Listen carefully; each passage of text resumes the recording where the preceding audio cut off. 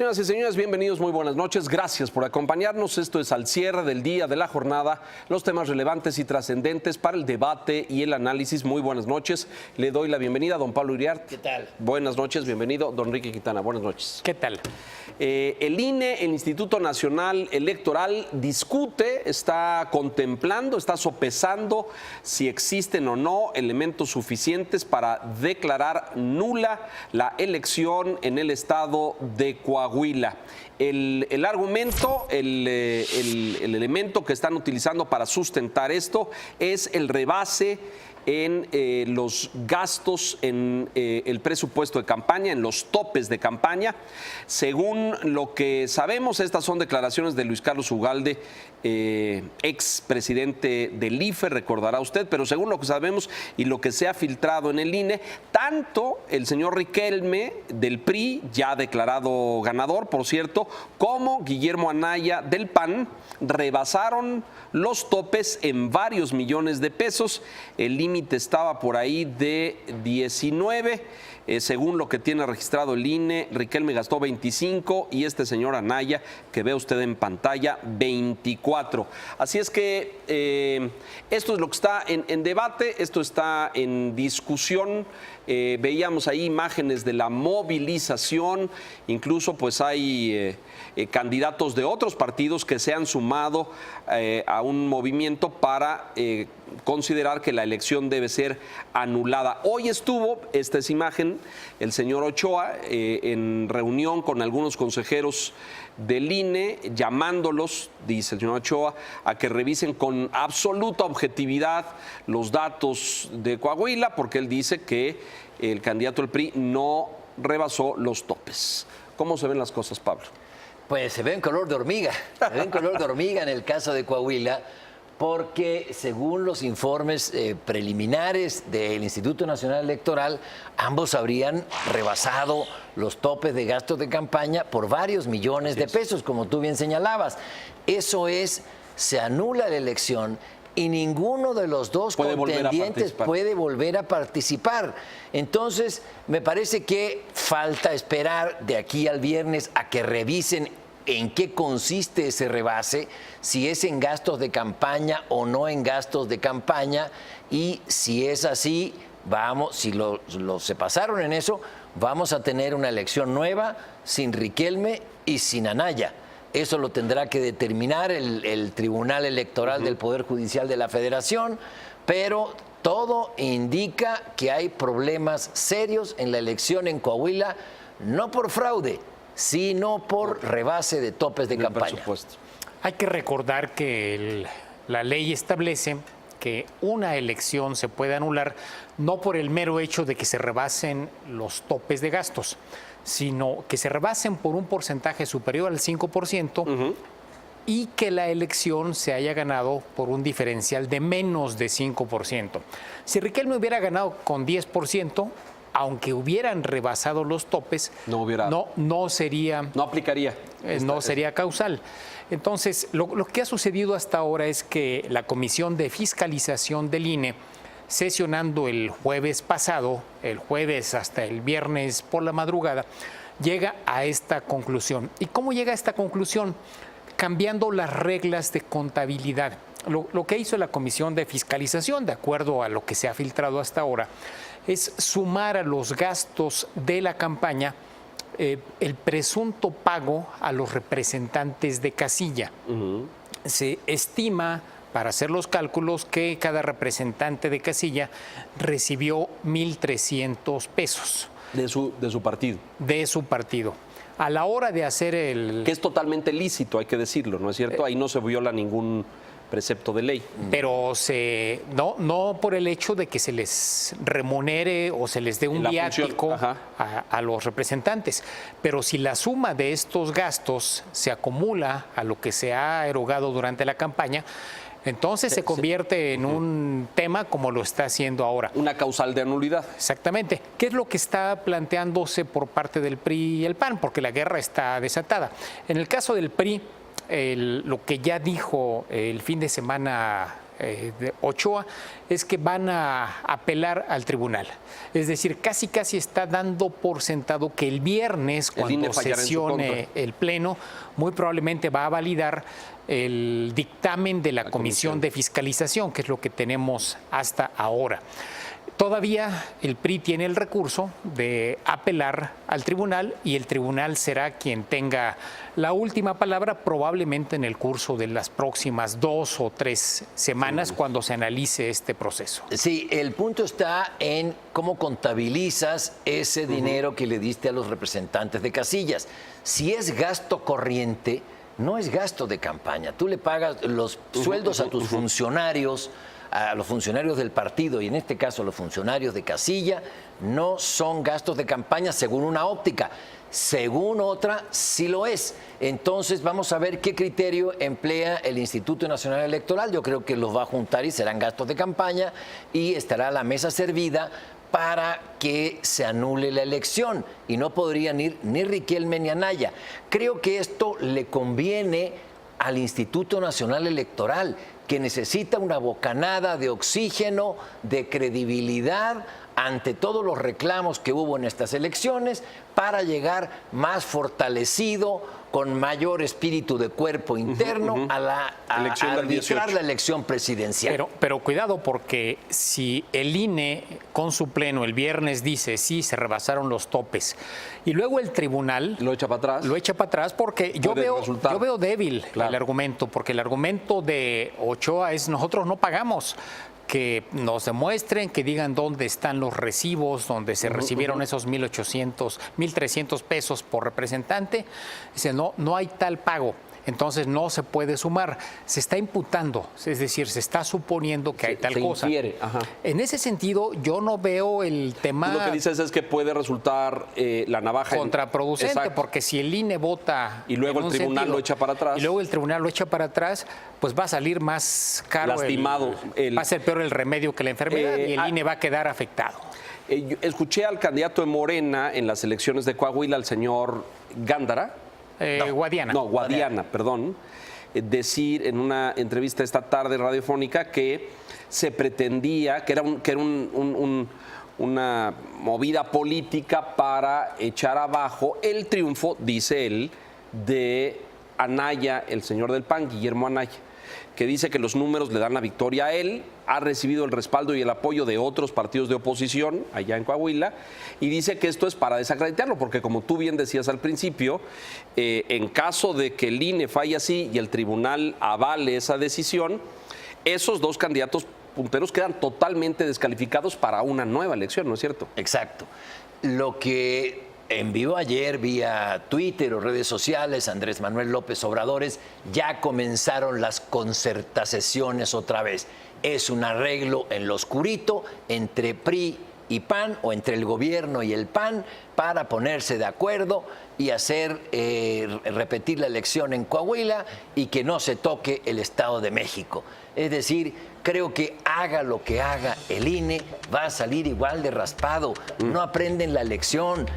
Si es porque rebasaron topes de campaña, muy bien que la anulen, pero si es por ganar credibilidad, me parece que están cometiendo un error porque nunca van a dejar contento al que pierde.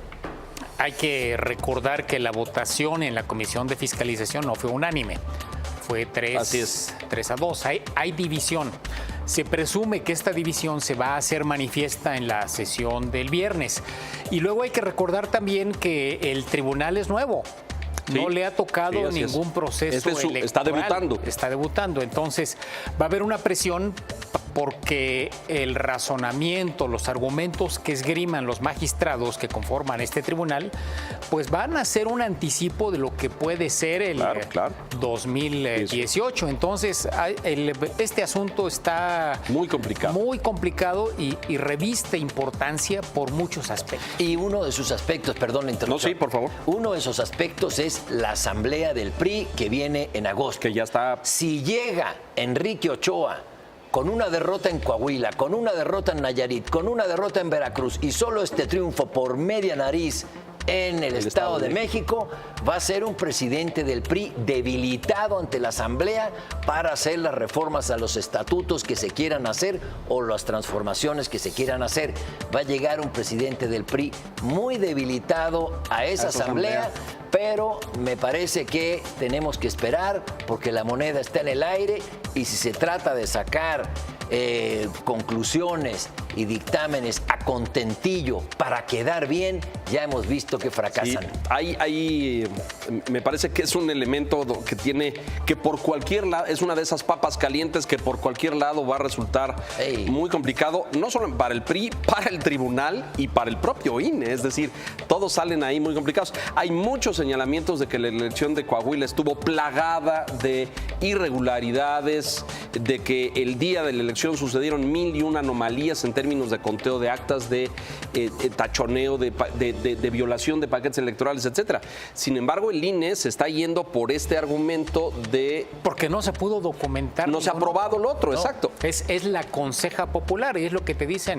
Yo lo vi, bueno, ¿dónde están las evidencias, la fotografía? No se pudo documentar. Así haya sido cierto todo, no se logró documentar para echar abajo la elección sobre esta evidencia. Entonces, ahora el tema son gastos. Como dice Pablo, si se documenta bien, pues adelante, que se anule, pero si no, cuidado. Y en lo otro en que dice todavía el señor Anaya del PAN que ganó las elecciones, es la hora ya hace más de un mes de que pasaron, de que no ha dado una sola cifra de que ganó. Pero este argumento de que si se rebasaron los topes de campaña, sí es causal de nulidad. Sí. Lo otro son consejas. Sí. Bueno, vamos a una pausa. Esto se estará definiendo esta misma semana. El INE tendrá su votación en Consejo General este viernes y evidentemente después eso pasa al tribunal. Todavía faltan pues semanas antes de que pueda haber una decisión definitiva en esto. Mensajes y regresamos.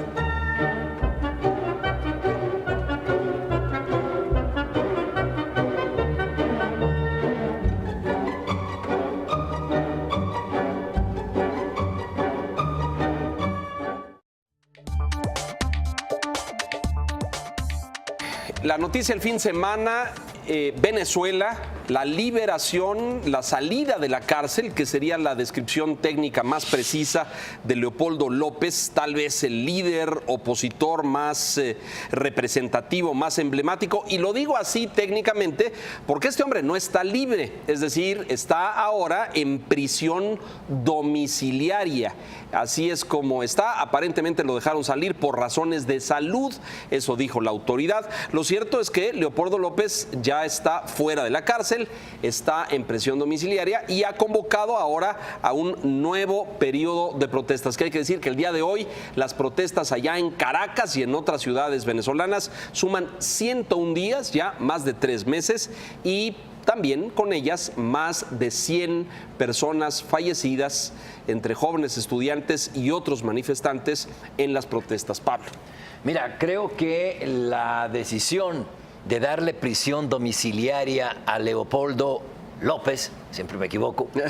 Bueno, ahora es muy fácil porque ahora Maduro le dice el LL, ya, no, ya ni siquiera LL. Leopoldo López es una forma de despresurizar un poco a la opinión pública internacional que tiene los ojos puestos en Venezuela para poder perpetrar este golpe de Estado que será la elección de la Asamblea Constituyente, que pretende, por supuesto, sustituir a la Asamblea Nacional, que es el poder legislativo, donde la oposición conquistó una mayoría.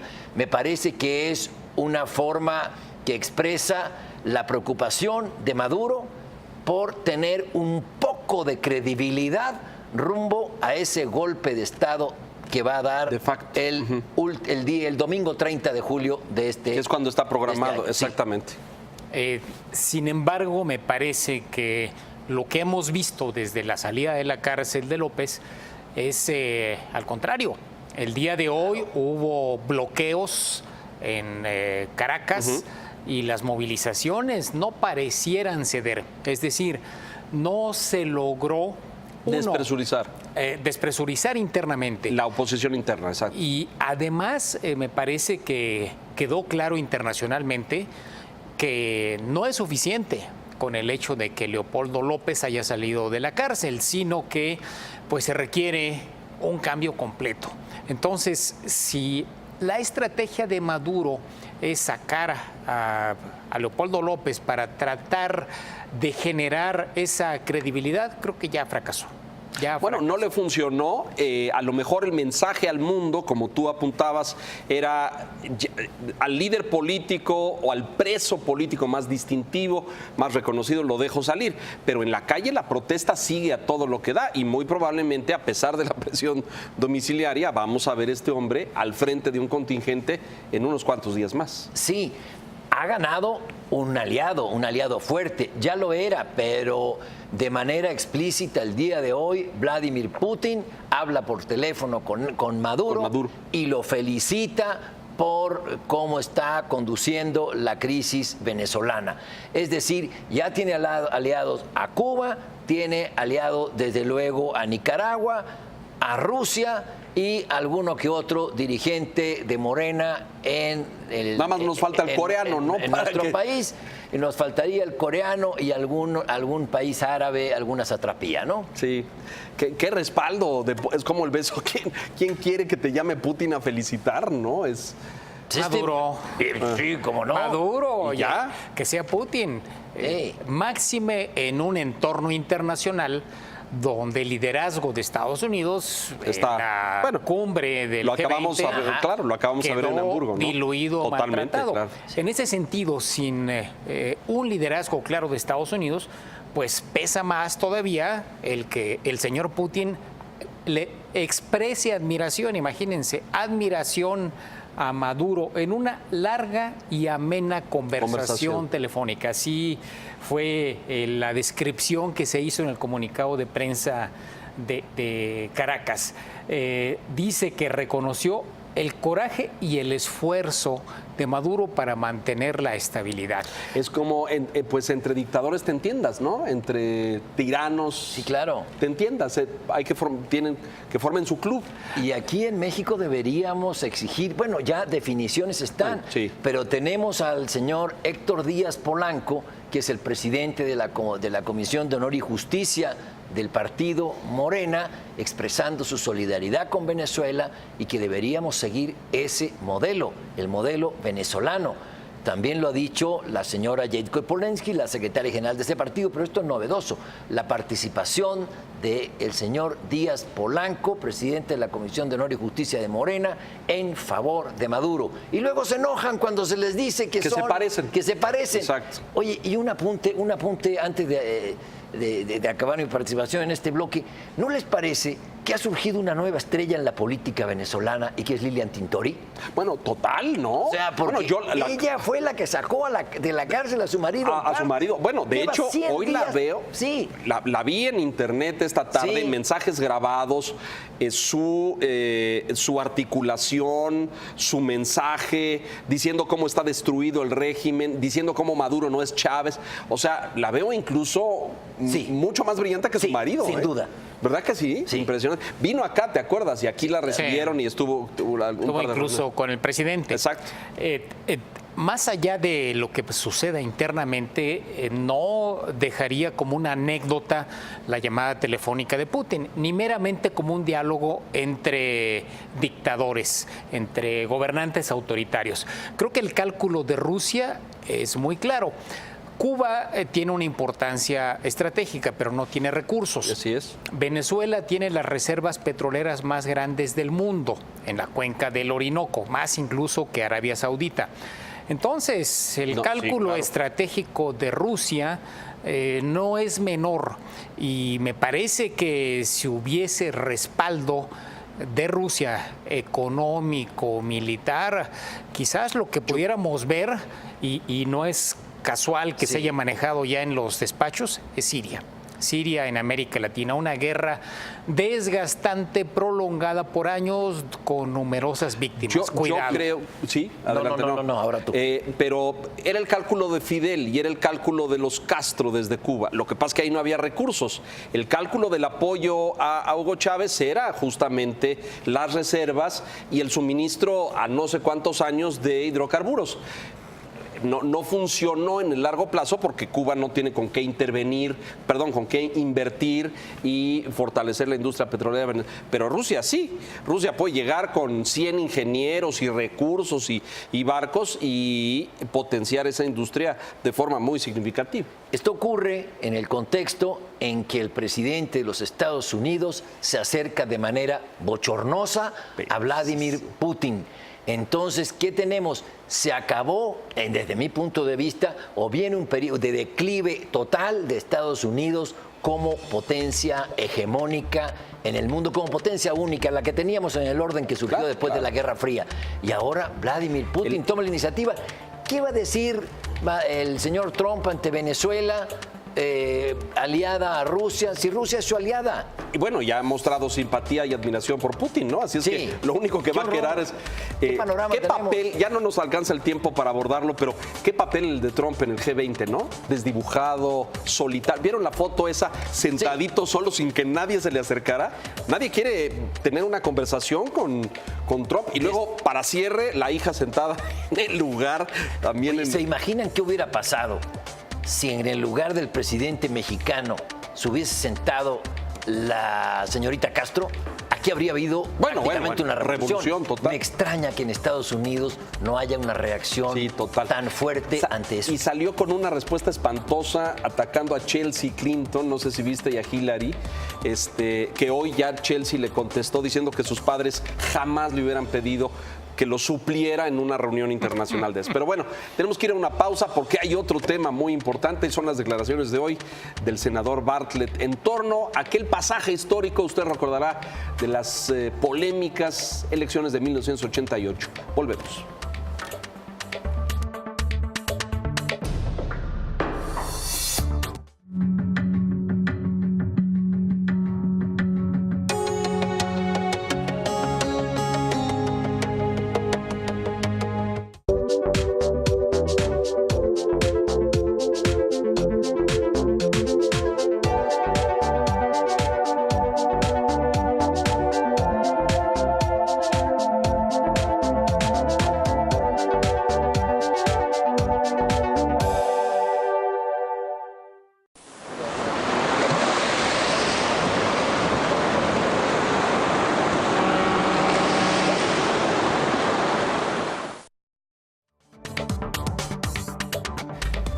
El día de hoy, en entrevista radiofónica, el senador Manuel Bartlett, con Leonardo Curcio, hizo algunas declaraciones interesantes sobre aquel pasaje de las controversiales elecciones de 1988. Usted recordará cuando se cayó el sistema, cuando este señor que ve en pantalla era el secretario de Gobernación, y en ese entonces, esto es antes de la existencia del IFE, el Consejo Electoral estaba en manos de la Secretaría de Gobernación. Esas elecciones que declararon vencedor a Carlos Salinas de Gortari. Bueno, ¿qué dijo hoy Manuel Bartlett? Dijo, Salinas fue declarado ganador sin datos. Dijo que el PAN, con Diego Fernández de Ceballos y con don Luis H. Álvarez, habían construido un acuerdo con Carlos Salinas de Gortari para no criticar la elección en el colegio electoral. Se ordenó la quema de los paquetes electorales por intercesión y gestión de Diego Fernández de Ceballos y se quemaron, y que Salinas fue declarado vencedor sin números sólidos. Dijo el senador Bartlett, no sé si ganó o no esa elección el hombre que presidía, pues en ese momento, el organismo electoral. Bueno, lo vi hoy en el periódico Reforma, donde Bartlett aclara, no dije que no ganó Salinas, sino que no tengo elementos para decir quién ganó. Pues se me hace extraño, pero el tema de de la paquetería electoral, ahí hay un punto muy claro. las boletas se queman después de todas las elecciones y las actas de las casillas están todas las actas microfilmadas en el Archivo Nacional. Eso ya quedó absolutamente claro. Entiendo la postura de Bartlett ahora que está pues con el antisalinista número Exacto. 1, que es el señor Andrés Manuel López Obrador. Pero me voy a los datos. Las actas están microfilmadas. No se destruyó más que la paquetería electoral, como se hace en todas las elecciones, incluyendo la que ganó López Obrador en el Distrito Federal. Diego Fernández de Ceballos, en su artículo de Milenio el día de hoy, le responde puntualmente A Manuel Bartlett. Que no es la primera vez que habla del asunto. Quizás sería útil recordar lo que le declaró a Jorge Castañeda y que lo publicó en el libro La Herencia. La Herencia, claro. Sí. Antes de que Bartlett fuera morenista, porque este libro se publicó allá en 1999. Todavía no existía Morena y López Obrador no era candidato presidencial. Y se da un puntual recuento de lo que pasó aquella tarde cuando, entre comillas, se cayó el sistema. Simplemente lo desconectaron porque, como sucede hoy con los PREP, entonces no existía un PREP, empiezan a llegar datos de las localidades urbanas y más cercanas a los centros de cómputo del entonces de la Comisión Federal Electoral, que era lo que estaba entonces. Y daban datos favorables a Cárdenas. Así es. Porque en la mayor parte de los centros urbanos, Cárdenas ganó la elección. Y los datos así lo demostraron en la Ciudad de México, en la ciudad de Guadalajara. Entonces, Bartlett realmente me parece que pierde la memoria porque él ha declarado que ya cuando se hace el recuento pleno, evidentemente Salinas aparece como ganador. Entonces es curioso cómo ahora Bartlett dice, en realidad no sabíamos si había ganado o no había ganado. Cuando finalmente se le declara ganador, no cuando se da la autoproclamación priista de Jorge de la Vega Domínguez, aquel día... Que la cita en la entrevista, porque dice que de la Madrid se lo ordenó. 6 de julio. Lo propuso Jorge de la Vega Domínguez porque, presidente del PRI. Porque Salinas no se quería proclamar ganador. Le decía Bartlett, como presidente de la Comisión Federal Electoral, tiene que ser el presidente de este organismo el que declare ganador. Y Bartlett no quiso hacerlo. Entonces, de la Vega Domínguez toma la iniciativa, pide el permiso de la Madrid del presidente. Y se lo declara. Hace. Hay un dato ahí importante, un personaje que por ahí ha salido a contar esto, que es Óscar de la C, un personaje clave en esta historia porque era el oficial mayor de Gobernación. Era el jefe de la dirección de lo que... Sistemas, me parece, ¿no? No, Óscar de la C era el de la inteligencia política, lo que antes había sido Sammy David con Reyes Heroles. Exacto. Era el jefe de la inteligencia política de Gobernación. Y lo que sucedió fue justamente eso, es decir, ante la llegada anticipada de datos adversos al candidato oficial, le apagan, ¿no? Yo estuve esa noche en la Comisión Federal Electoral y hay una frase de Diego cuando tenía la barba negra. Sí. Dijo, entonces el sistema no se cayó con Y, se cayó con doble L. Eso fue lo que dijo Diego. Mira, muy interesante frases. Sí. Bueno, el caso es que esto ha provocado una polémica. El expresidente Felipe Calderón ya se hizo de unos intercambios con Manuel Bartlett en tweets, en Twitter, y Cuauhtémoc Cárdenas Solórzano, candidato en esa misma elección en 1988, salió a pedirle al senador Bartlett que cuente todo para el registro histórico, que todo lo que sepa, pues que lo comparta. Pues... lo pudo hacer como secretario de Gobernación del presidente de la Madrid, lo pudo hacer como secretario de Educación Pública del presidente Salinas, como gobernador de Puebla por el Partido Revolucionario Institucional. Escribió un libro, Bartlett, sobre el asunto, lo contó a Jorge Castañeda en La Herencia cuando era el sexenio del presidente Cedillo. Así es. En fin, ya van como 5 o 6 muchos documentos, ¿no? Muchas versiones y no sé si... sobre el tema. Qué tan fidedigna ya... Y ahora parece que en esta posición donde está ahora cambia la versión, ¿no? O tiene una óptica distinta. Por lo menos le da énfasis diferentes, énfasis interesados, evidente. Bueno, nos tenemos que ir, Pablo, muchas gracias. Buenas noches, don Enrique, gracias, buenas noches. No se despegue, le presentamos esta...